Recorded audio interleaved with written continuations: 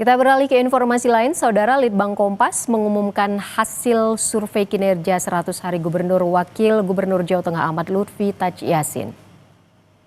Hasil survei Litbang Kompas pada 1 hingga 5 Juli 2025 menunjukkan lebih dari separuh responden, yaitu 58% puas terhadap kinerja Pemprov Jateng.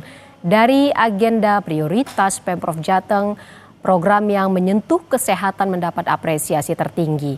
Kepuasan publik Jateng terhadap program ini mencapai 83,6%. Di sisi lain, masalah lapangan kerja dan infrastruktur fisik menjadi sorotan dan banyak dikeluhkan warga Jateng. Sebanyak 42,5% responden menyatakan kualitas jalan di Jateng buruk.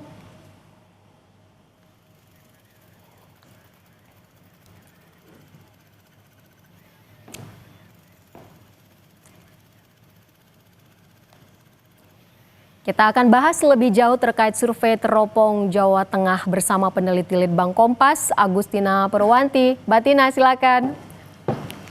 Apa kabar Mbak? Baik, halo Mbak Ivon. Halo juga Mbak Tina, ini kan 58% ya responden mengaku puas terhadap kinerja Gubernur Wakil Gubernur Jawa Tengah Ahmad Lutfi Tac Yassin. Mbak Tina, bagaimana sebenarnya temuan teman-teman peneliti Litbang Kompas di lapangan?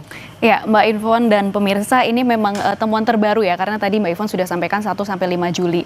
Dan ini angka yang bisa dibilang masih di tengah-tengah gitu ya, tidak terlalu tinggi tetapi juga tidak terlalu rendah.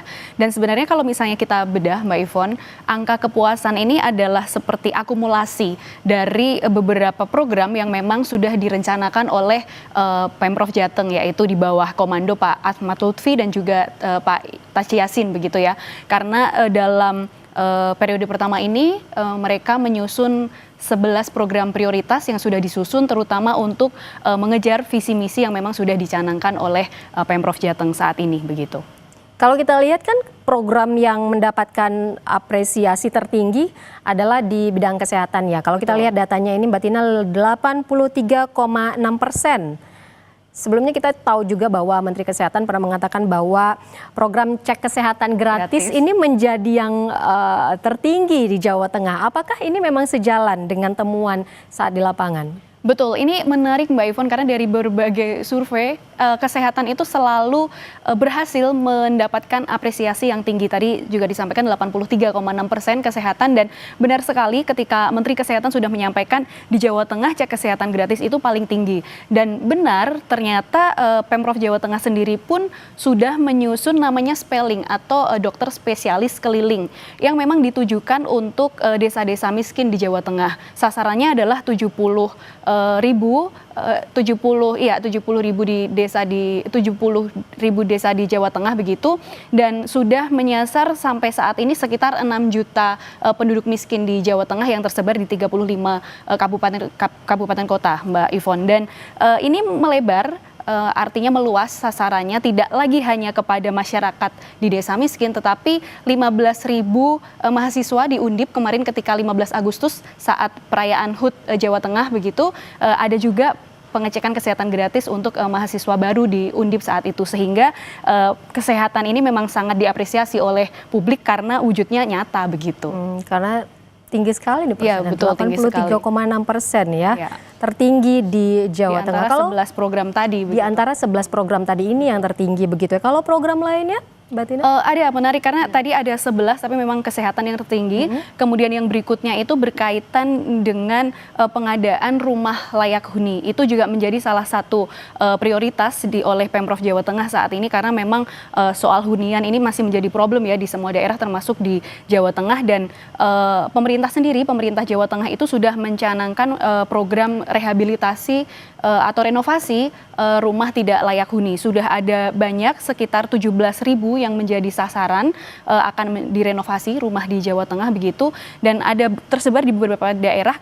Kemarin di bulan sekitar Mei atau Juni begitu, Pak Gubernur sendiri Pak Ahmad Lutfi itu sudah meresmikan rehabilitasi atau renovasi rumah layak huni di Boyolali dan juga beberapa daerah lainnya. Ini menjadi penting karena tadi seperti saya sebutkan, rumah ini sangat penting ya Mbak. Ini kan menjadi salah satu bagian dari bagaimana masyarakat itu bisa mendapatkan kehidupan yang layak, salah satunya dari rumah. Kemudian selain rumah yang layak huni yang memang menjadi cita-cita Pemprov Jateng saat ini, Pemprov Jateng juga dinilai cukup berhasil dalam hal penanganan bencana begitu. Karena memang kalau misalnya berbicara bencana di Jawa Tengah pasti tidak jauh-jauh dari Semarang. Banjir yang beberapa waktu lalu itu sangat mengganggu masyarakat begitu ya di Demak dan kawasannya. Tapi ketika hal itu terjadi, Pak Gubernur dan juga Wakil itu langsung datang ke Demak, waktu itu juga ke Semarang dan menawarkan berbagai program atau bantuan-bantuan untuk menanggulangi bencana itu sehingga cukup diapresiasi oleh masyarakat Jawa Tengah. Oke, berarti yang tertinggi tadi kesehatan, lalu tingkat hunian dan juga soal penanganan bencana. Ini yang direspon positif oleh warga Jawa Tengah begitu ya. Mbak Tina, kalau yang menjadi tantangan, kalau tadi ada yang diapresiasi, ini katanya soal lapangan kerja dan juga infrastruktur. Seperti apa sebenarnya keluhan warga Jateng terhadap ini?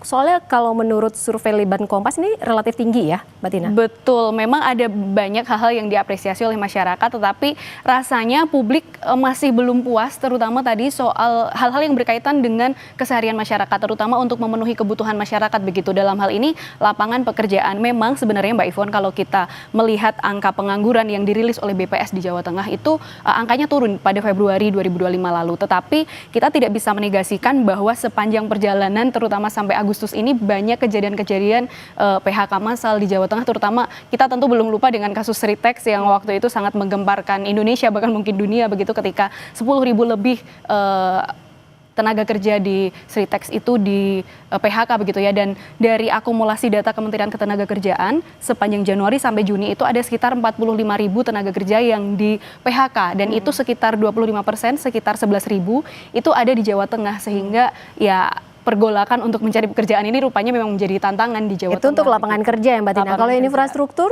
Nah, infrastruktur ini juga menjadi hal yang tampaknya menjadi kegelisahan oleh masyarakat Jawa Tengah karena banyak yang mengeluhkan jalan rusak. Ini sebenarnya kalau dilihat dari data statistik begitu, memang tercatat jalan provinsi di Jawa Tengah itu yang tergolong baik permukaan jalannya itu hanya 66%.